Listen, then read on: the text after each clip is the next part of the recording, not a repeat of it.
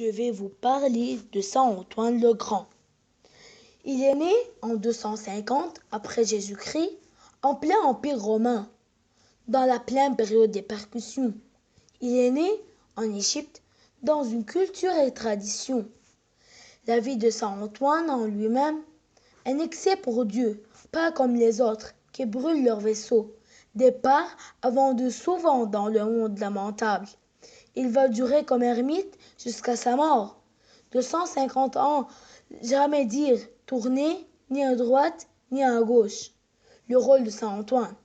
Saint Antoine va se confronter à la tentation, mais une échelle rouge pleine de piquants que peu peut emprunter. Alors, saint Antoine est né en 250 après Jésus-Christ à Hiéraconpolis, en Égypte. Ses parents ont déjà passé de culture l'osivis de Jésus-Christ.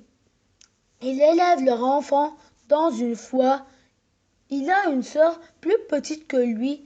Et quand il se trouve orphelin, avec les biens de leurs parents, saint Antoine néfaste un comportement paisible durant toute son enfance.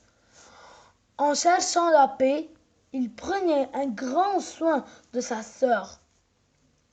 Il était attentif à chaque messe et j'espère que ça vous a plu. Et c'est ça la fin. Je vais vous parler de saint Antoine le Grand. Il est né en 250 après Jésus-Christ, en plein Empire romain, dans la pleine période des percussions.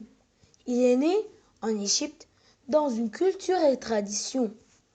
La vie de saint Antoine en lui-même, un excès pour Dieu, pas comme les autres qui brûlent leur vaisseau, départ avant de souvent dans le monde lamentable. Il va durer comme ermite